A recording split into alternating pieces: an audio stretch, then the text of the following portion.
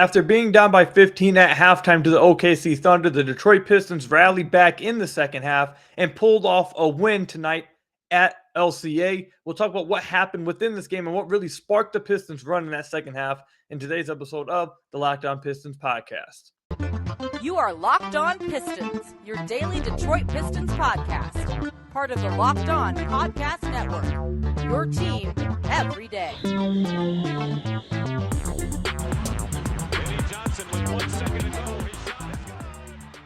What's the deal? Welcome back to another episode of the Locked On Pistons podcast. Per usual, I'm your host, Kuka Hill. You can find me over on Twitter at Kuka Hill. I want to thank you guys for making Locked On Pistons your first listen of every single day. We are free and available on all your podcast platforms. And if you haven't already, head to the YouTube channel at Locked On Pistons, hit that subscribe button, or leave us a 5-star review on whatever podcast platform you are listening to this on. And today's episode is brought to you by SweatBlock. If you or someone you love is experiencing embarrassing sweat or odor, try SweatBlock. Save 20% with promo code LOCKEDON at sweatblock.com, also available on Amazon. So the Pistons played their first game of their second 10-game stretch. We had just watched them go 2-8 through their first 10 games. This was the first game of their next 10-game stretch against the OKC Thunder. We talked about these next 10 games in the last podcast and how this is one of the games that the Pistons, I felt like, had a chance at winning in an otherwise tough next 10 games. And they were able to pull that off after a rough first half where it just looked really bad. No shots were going in. The team was struggling to get any kind of offense going. Bad turnovers by Ivey and Cade throughout the entire first half. They were able to turn it around and play really well in that second half. And we're going to talk about Saddiq Bey a little bit later. But first, I have to give credit to this right here.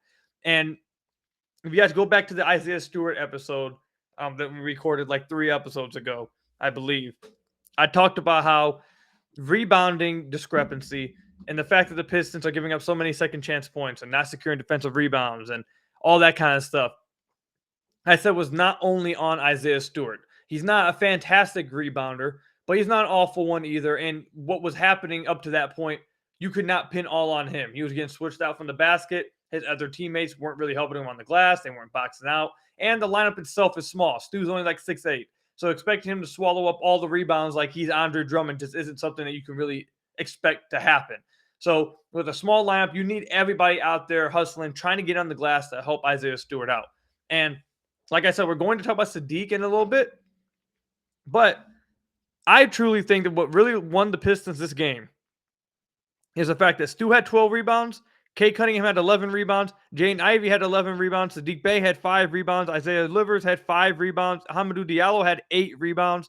The Pistons out-rebounded the OKC Thunder 58-46, and it wasn't from Isaiah Stewart swallowing like 19, 20 rebounds. It wasn't that he just went out there and was just like a vacuum on the boards. No, the entire team participated. The entire team was active on the glass and was hustling to try to help their big guy out.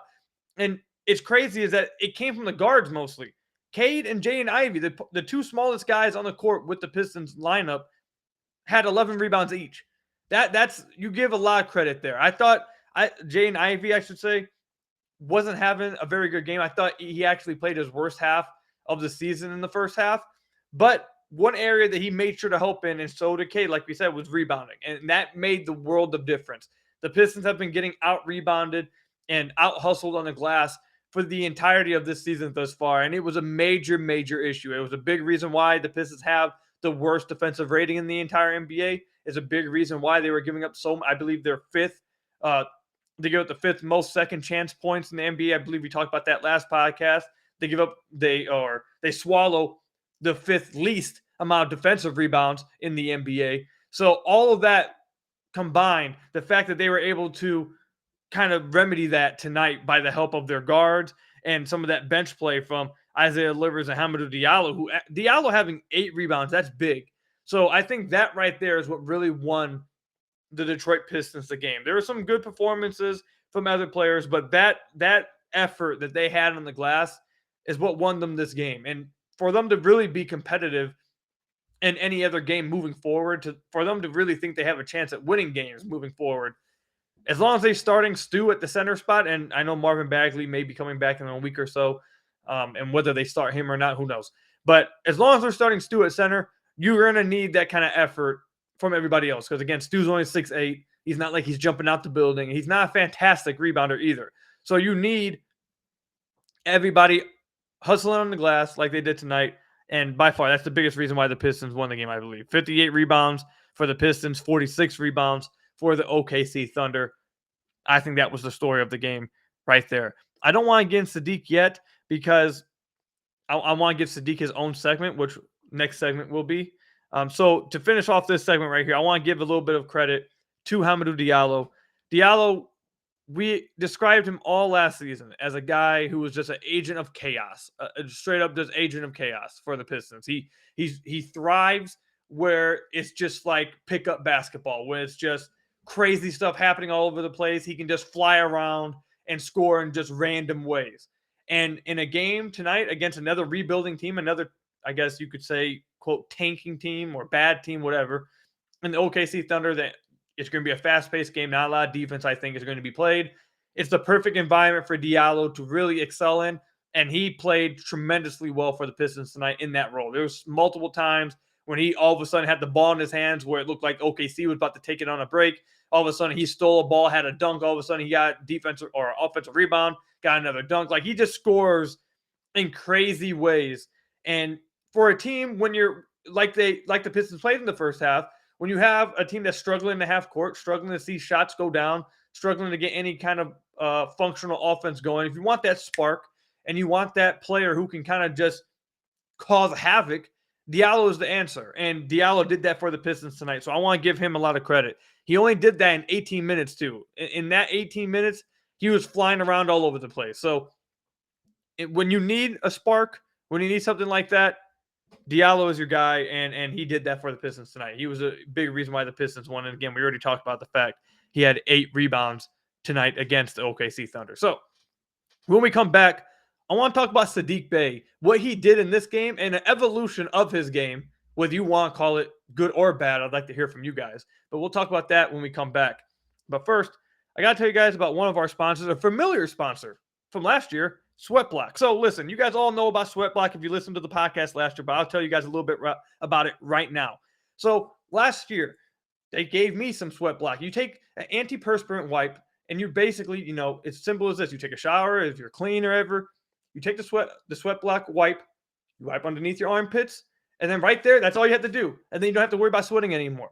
For a person like me, listen, I'll be straight up with y'all.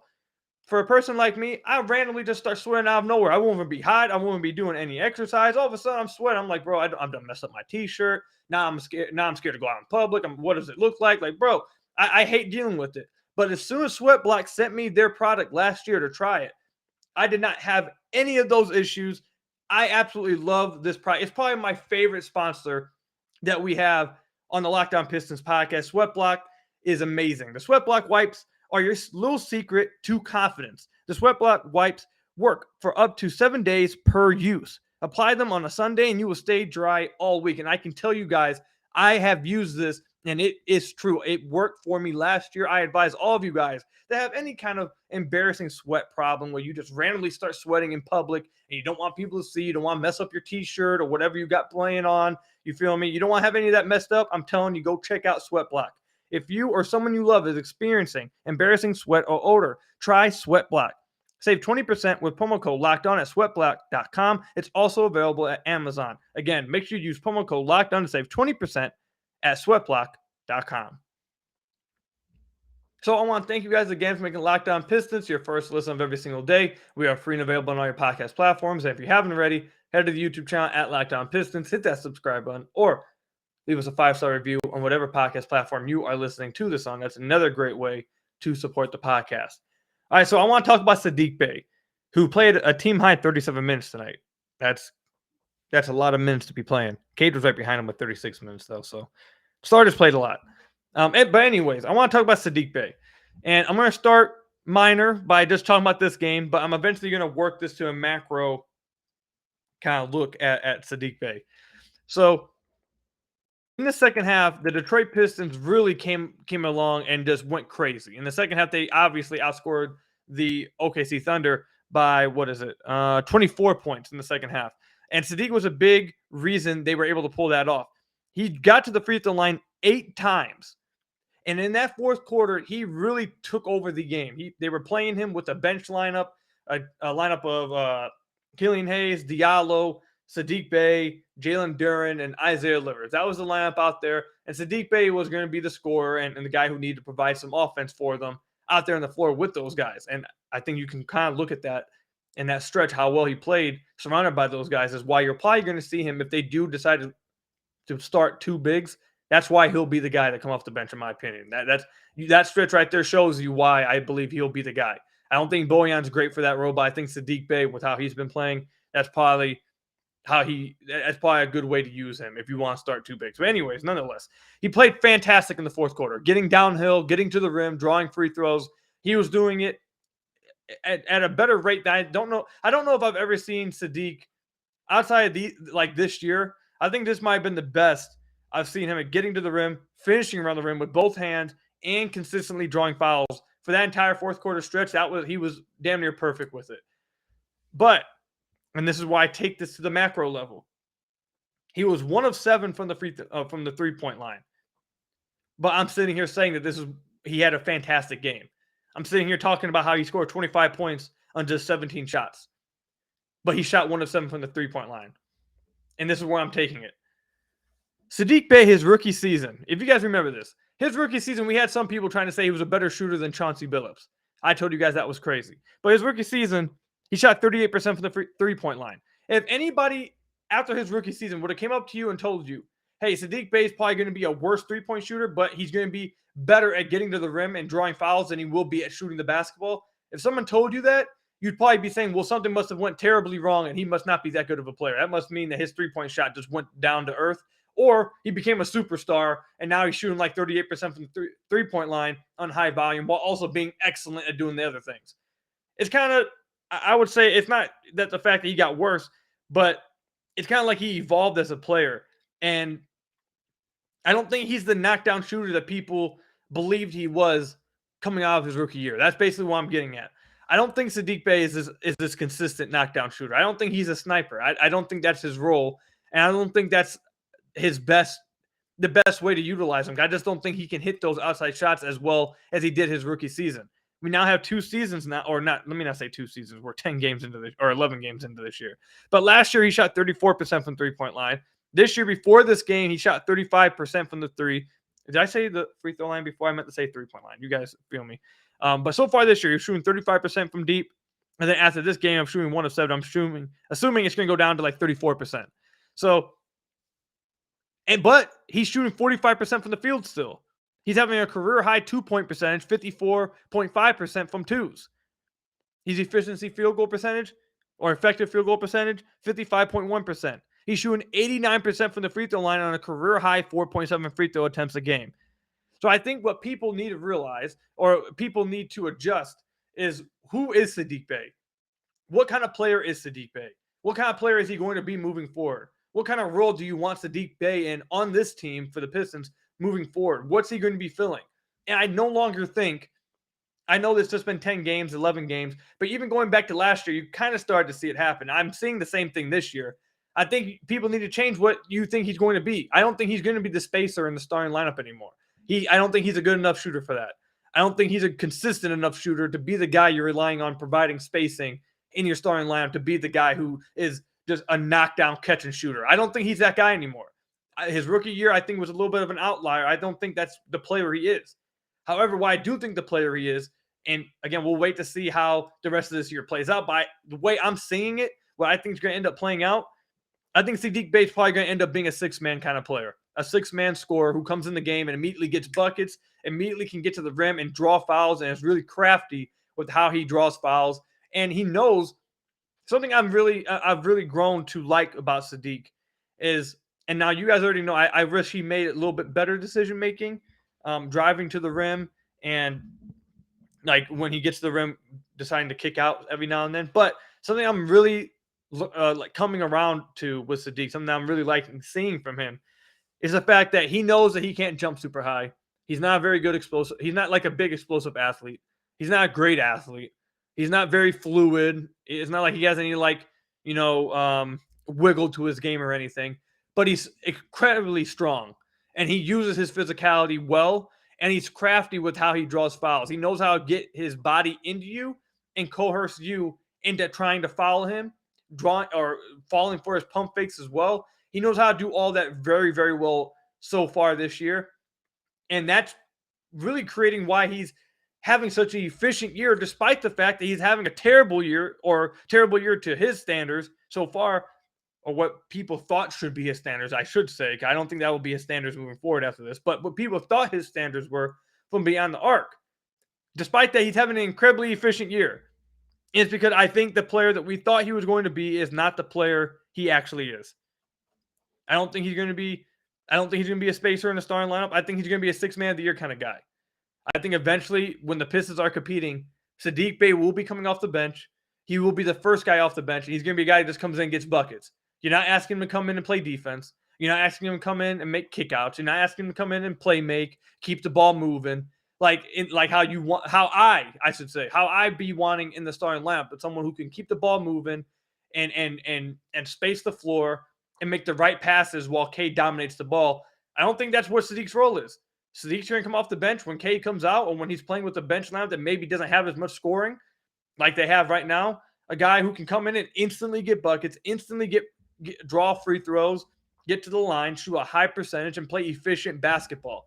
And to be honest, I don't think that's a bad thing. I think actually, if that's the role he's able to carve out, I think the best thing, real quick, let me go on a little bit of a tangent. The best thing for I think a young guy to do is to carve himself his role. Find out, what is your role in this league? What are you going to be in this league? What can you rely on to be in this league? And these 2020 draft class guys that Troy Weaver drafted, I don't think any of the other ones know exactly what they're going to be. Killian and Stu, they don't know if they're going to be good NBA players. They don't know what kind of NBA players they're going to be. They don't know what to hang their hat on. I don't think they have that carved out. I think you're starting to see in real time what Saddiq Bey is realizing what his role is going to be in this league. I think he's realizing, listen, I'm not that great of a passer. I'm not that great of a defender, but I like to score the basketball. I'm crafty with the ball, and I know how to draw fouls. And I'm going to do it in an efficient manner. And that's what I'm going to do. You're not putting me on the floor to pass the ball. You're not putting me on the floor because you think I'm a good passer, or I'm a good connector, or I'm a good, drive and kick guy. No, you're putting me on the floor because I can score the basketball. So I'm going to be good at that. So, and I think another thing too, to give him even more credit, you guys remember last year, I said all the time that he needed to trim the fat off his game. No more of the long drawn out ISOs, no more of the long twos, the dribble pull-ups. Just be decisive of what you want to do. Are you going to catch and shoot? Are you going to catch drive? Are you going to catch jab step drive? Are you going to catch get to the rim, pump fake? Be decisive of what you want to do. And he's been incredibly decisive. When he wants to do something, he's going straight to it. There's no hesitation. There's no long twos. It's not a long drawn out ISO. If he gets an ISO, it's quick.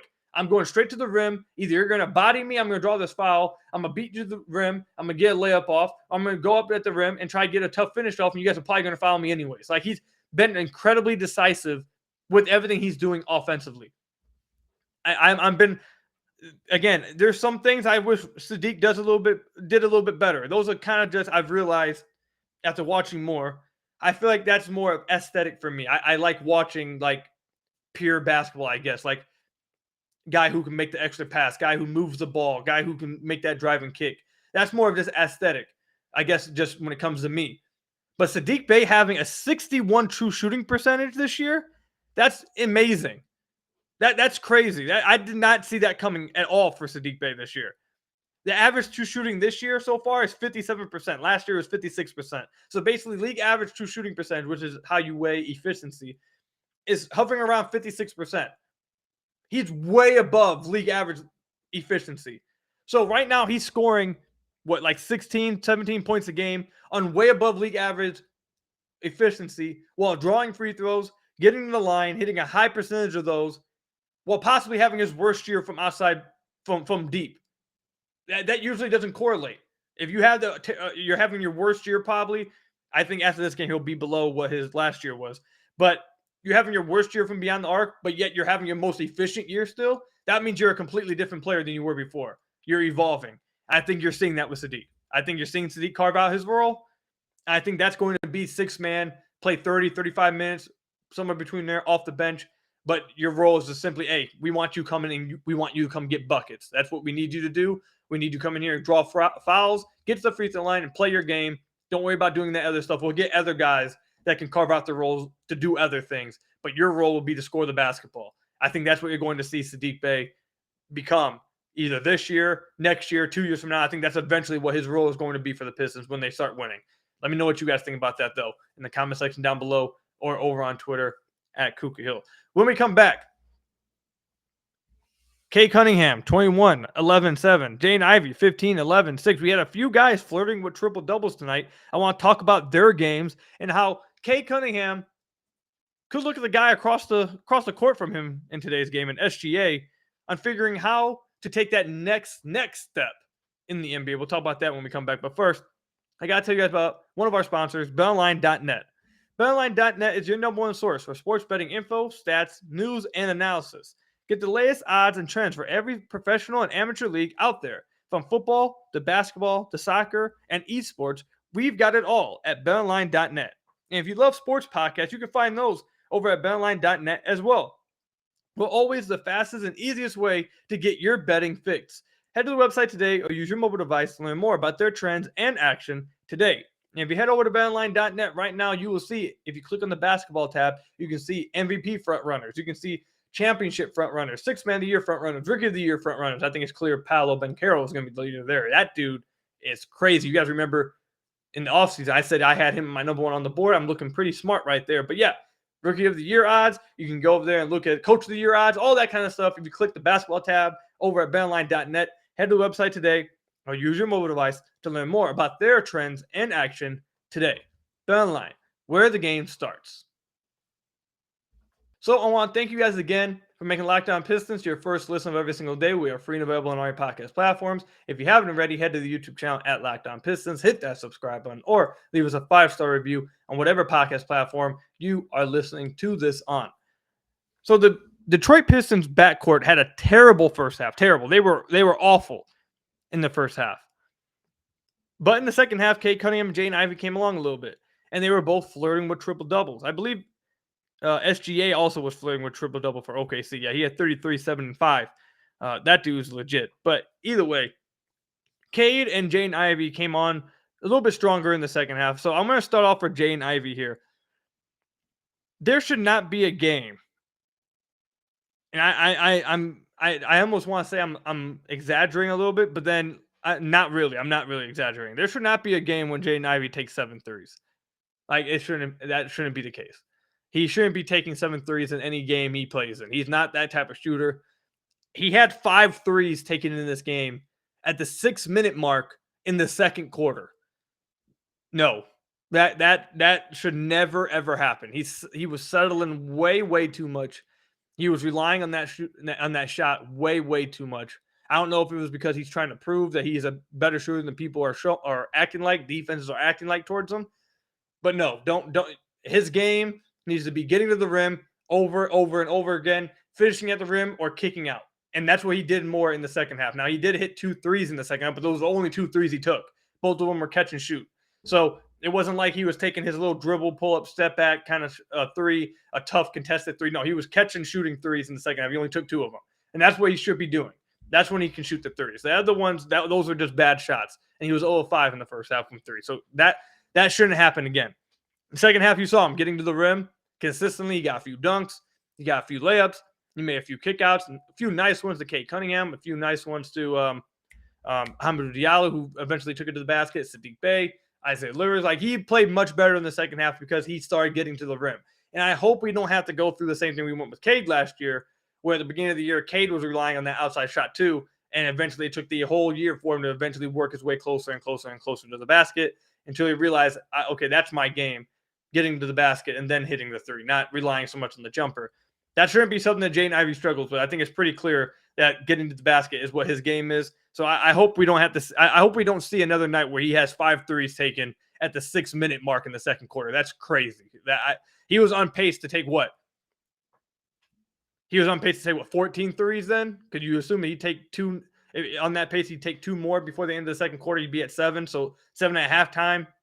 He's taken 14 threes. That he should never be on pace for that many threes. So That's the only thing I'd say about Jaden Ivey's game. Also, I thought outside coming on a little stronger offensively in the second half, I thought this was the worst defensive game he played for the Pistons, and he was a little sloppy with the basketball. So they're going to clean that kind of stuff up in practice, and it's just one of those lows that he's going to have to work through as a rookie, obviously. But I just want to point those things out. And I like the fact that in the second half he stopped settling for threes. So I want to give him credit for that. Cade Cunningham came on in the second half. Not a great efficient night for Cade. He had 21 points on 21 shots. That's not too efficient. But either way, he came on stronger in the second half, played a lot more aggressive in the second half, was active on the board, started finding open teammates. Teammates started hitting more shots in the second half, so his assist numbers looked a little bit better. I think if they made more of their shots in the first half, he might have had a triple-double this game, but, that didn't happen. But, yeah, I thought Cade played a sloppy game in the first half. I believe he had 4 turnovers in the first half. That can't happen. He was really sloppy in the first half. But in the second half, he cleaned that up a lot and was really playing a lot more aggressive in the second half. So he definitely, especially that third quarter too. That third quarter, the entire starting lineup played really well, led by Cade Cunningham, and they just played a lot cleaner of a game. Again, like I said, led by Cade Cunningham. But I want to go over to the other side in SGA, and I hope Cade watches SGA, and that's where Cade should be trying to get to next. Now, I'm not saying SGA is where he should be aiming for in his career. Obviously, he should be aiming for MVP kind of career heights. And heck, maybe SGA ends up getting there. SGA is really damn good, dude. But he needs to watch SGA for where he needs to get to next, because SGA kind of plays the same game as Cade. He plays at his own speed. He's not super fast. It's not like he's out there just blowing by people. He knows how to utilize his change of speeds, to utilize pump fakes. He knows how to utilize his length around the rim. I think he's a little bit more shiftier than Cade is. He's a little bit more twitchier, not in the explosive sense, but just a little bit more wiry, if you get what I mean. Has a little bit more wiggle to his game, I say, than Cade, but Cade's a little bit stronger too. So either way, SGA knows how to change speeds tremendously. Like if you watched him this past game against the Pistons, that's the first thing I think jumps out to you, is that he knows how to go from 0 to 100, then 100 to 70, 60, 60, 90. And like that's knowing how to accelerate and then decelerate is one of the best skills to learn. I remember in high school, one of my varsity coach who played high level college basketball, he used to tell us, and I had a guy on my team who was a really damn good player. And one of the things he spent like our entire season trying to teach him was knowing how to accelerate and decelerate at the right times, and knowing when to go full speed, half speed, slow speed. Like that is one of the biggest skills you need in the NBA, playing basketball anywhere. And SGA, I think, does it to an absolute T. Like he knows how to do it amazingly. So, and Cade actually is pretty good at it too. Cade knows how to play at his own pace, but he can get better at it. And if he can get to where SGA is with it, he'd be borderline unstoppable, dude. So I hope he's watching film of SGA. SGA knows how to use those pump fakes too. And they're both really long athletes. Like, I just think that SGA should be where Cade's aiming for. I think that's like a good comp for Cade right now. Now, SGA obviously is further along in his career. It makes sense that he's better than Cade right now. But eventually, I think that's what Cade should be aiming for right there. I want to give credit to SGA because I had to talk about him, because that dude is a baller, dude. I know this is a Pistons podcast. I know we're all Pistons fans, but you can't tell me you didn't watch this game and think, my God, that dude over there can play. That man SGA can play for real, because I know I was. He was out there putting on an absolute show. I think that's the kind of show that Cade can put on eventually too. So that's all I've got for you guys though today on today's episode of the Locked On Pistons podcast. Thank you guys for making us your first listen of every single day. We're free and available on all your podcast platforms. YouTube channel, hit that subscribe button, Locked On Pistons, or leave us a 5-star review on whatever podcast platform you're listening to this on. Till next time, I hope you guys enjoyed the game. I'll see you guys in the next podcast. Go Pistons. Stay safe, everybody, and peace out.